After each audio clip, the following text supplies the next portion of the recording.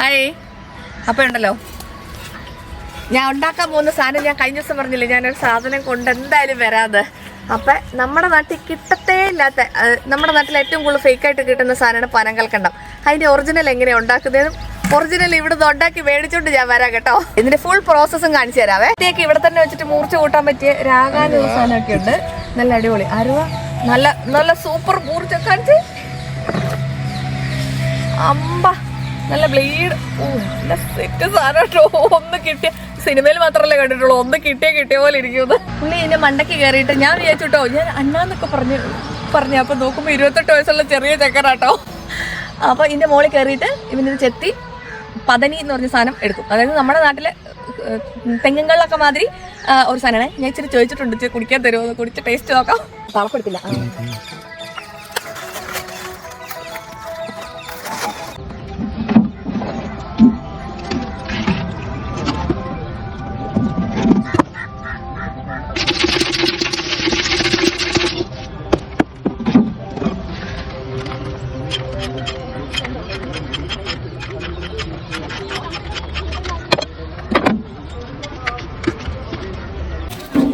അപ്പൊ ദേ പനേന്ന് അപ്പം തന്നെ ചെത്തിയെടുത്ത പതനി, അതായത് ഇത് ഫെർമെന്റഡ് അല്ല കേട്ടോ, ഇതിപ്പോ ചെത്തിയെടുത്തിട്ടേ ഉള്ളൂ.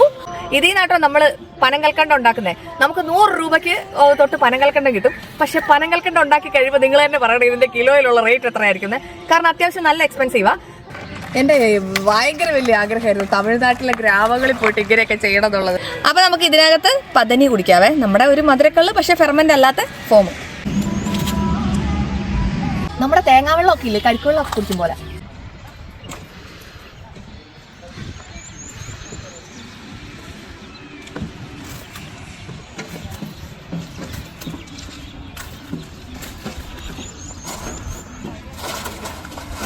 നല്ല സൂപ്പർ അടുപ്പ് കേട്ടോ, നല്ല സെറ്റപ്പ് അടുപ്പേ.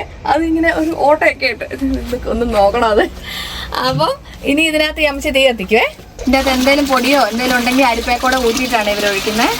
നമുക്ക് അമ്മച്ചിനോട് ഇവിടെ ഇരുന്ന് ഇതിന് തീ പിടിപ്പിക്കാം. എന്നാണേലും എനിക്ക് ഈ അടുപ്പ് ഭയങ്കരമായിട്ട് ഇഷ്ടപ്പെട്ടു കേട്ടോ. നല്ല സൂപ്പർ അടുപ്പ്. ഈ തിളച്ച സാധനം ഇതിനി ഒരു അരിപ്പേക്കോടെ അരിച്ച് ഒഴിച്ചിട്ട് ഇത് കണ്ടോ, താഴെ കണ്ടോ ചൂട് പാനി ഒരു പാത്രത്തിലേക്ക് ഇങ്ങനെ വീഴുന്നുണ്ടേ. ആ വെള്ളം മൊത്തം വേറെ കളറായി. ഇനി ഇത് ഒന്നോടെ തീ കത്തിച്ച് ഇനി ഇത് വറ്റിച്ചെടുക്കും. അപ്പോൾ കണ്ടോ കളറെല്ലാം മാറി നല്ല രസമുള്ള കളറായി, ഒരു ഗോൾഡൻ കളറായി. ഇതിൻ്റെ ഉള്ളിൽ വിറക് കുറച്ച് കൊള്ളും കേട്ടോ. മുള്ളുള്ള ജാതി വിറകായി.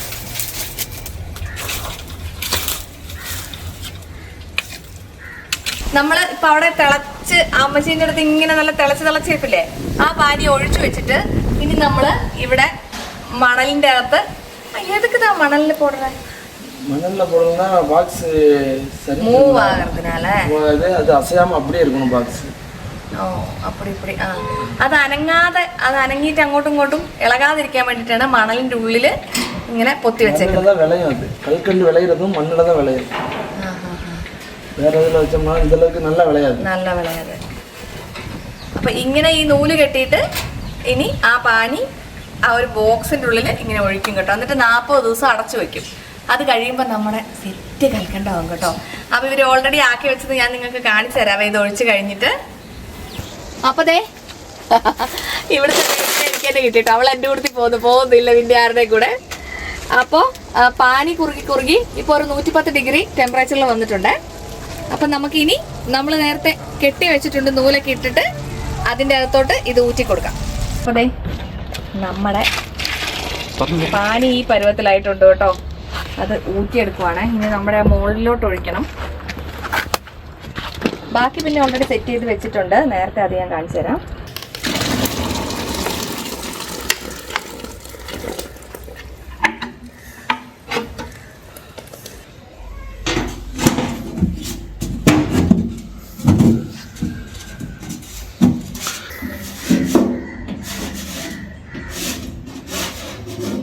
നേരത്തെ നമ്മൾ ഒഴിച്ചു വെച്ചില്ലേ ആ സാധനം 40 ദിവസം കഴിഞ്ഞിട്ട്. അപ്പൊ ഇവിടെ ഇത് നേരെ ഇങ്ങനെ എപ്പോഴും ഉണ്ടാക്കുന്നതുകൊണ്ട് ഇവരിവിടെ ഡേറ്റ് ഇട്ടിട്ട് ഈ സാധനങ്ങളെല്ലാം സെറ്റ് ചെയ്ത് വെച്ചിട്ടുണ്ട്.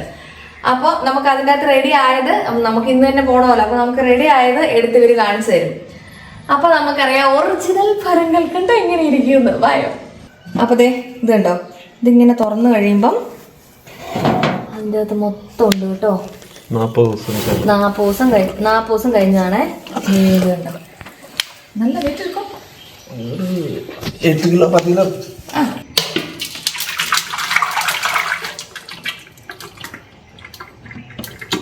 അപ്പൊ ദേ ഇതിനി കരിപ്പട്ടി ഉണ്ടാക്കാൻ ഉപയോഗിക്കും. ദേ ഇതിൻ്റെ ഉള്ളിലുണ്ട് നമ്മുടെ പനങ്കൽക്കണ്ടം കേട്ടോ. ഇനി ഇത് നമ്മൾ കൊണ്ടുപോയിട്ട് കഴുകി വൃത്തിയാക്കി സെറ്റ് ചെയ്ത് ഉണക്കിയെടുക്കും. അതോടുകൂടി പനങ്കൽക്കണ്ട സെറ്റ്. കാണുമ്പോൾ തന്നെ ഇല്ലേ ഭയങ്കര ഒരു സന്തോഷമാണ്. നല്ല കളർഫുള്ളായിട്ട് നല്ല സെറ്റായിട്ടിരിക്കുന്നേ. ഒരു അഡൾട്രേഷനും ഇല്ലാത്ത നല്ല ഒന്നാം തരം കൽക്കണ്ടം കേട്ടോ. പക്ഷെ ഇത്രയും പണി കണ്ടപ്പോൾ നിങ്ങൾക്ക് എന്താ തോന്നി, ഇതിന് എത്ര റേറ്റ് ഉണ്ടാവും? കാരണം ഇവിടെ ഇത് അത്യാവശ്യം നല്ല റേറ്റിനേ കിട്ടുള്ളൂ. പിന്നെ എങ്ങനെയാവാം നമുക്കിത് വില കുറച്ച് കിട്ടുന്നത്? ഞാൻ ഈ അമ്മച്ചിയോടൊക്കെ ചോദിച്ചു. അമ്മ പറഞ്ഞു എൻ്റെ പൊന്നു മോനെ അത് കൽക്കണ്ടമൊന്നും അല്ലാന്ന്. അമ്മച്ചിയുടെ കൂടെ അടുപ്പ് കത്തിക്കാനൊക്കെ ആണെങ്കിൽ കുഴപ്പമില്ല, ഇത് നമുക്ക് അറിയാത്ത പണിയായതുകൊണ്ട് കണ്ടോണ്ടിരിക്കുക. ഇത് കണ്ടോ, ഒന്നും പറയേണ്ട ആവശ്യമില്ല, ഒന്നും പറയാനില്ല കേട്ടോ. അത്രയും സൂപ്പറാണ്. അത് സന്തോഷം കൊണ്ടാണെങ്കിൽ വയ്യ.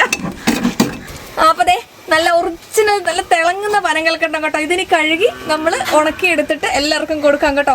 അത്ര അടിപൊളി ആയതുകൊണ്ടാണ് ഈ യാത്ര പോലും ചെയ്യാൻ മടിയുള്ള ഞാൻ ഇവിടം വരെ വന്നേ. ഇനി ധൈര്യമായിട്ട് പിള്ളേർക്ക് കൊടുക്കാം കേട്ടോ. പ്രത്യേകിച്ച് കുഞ്ഞുങ്ങൾക്ക് കൊടുക്കാൻ ഉപയോഗിക്കുന്നതുകൊണ്ടേ എത്ര വേണമെങ്കിലും ധൈര്യമായിട്ട് മേടിച്ചു കൊടുക്കാവേ. അപ്പോൾ വാട്സപ്പ് ചെയ്തു കേട്ടോ. Bye bye. അപ്പോൾ ഇനി ഇത് കഴുകി അരിപ്പയിൽ വെച്ച് അരിച്ചിട്ട് ഇത് ഉണക്കി എടുത്തു കഴിഞ്ഞാൽ കൽക്കണ്ട സെറ്റ് കേട്ടോ. ഇത് ഉണങ്ങി കെട്ടിയിട്ടാ ഞാൻ ഇന്ന് പോവുള്ളൂ ഇവിടുന്ന്. ഇതിന് ഇവരിങ്ങനെ നിരത്തി ഇട്ടിട്ട് ഉണക്കി എടുക്കും കേട്ടോ. അപ്പോൾ നമുക്ക് അങ്ങനെ തന്നെ എടുത്തോണ്ട് പോവാം.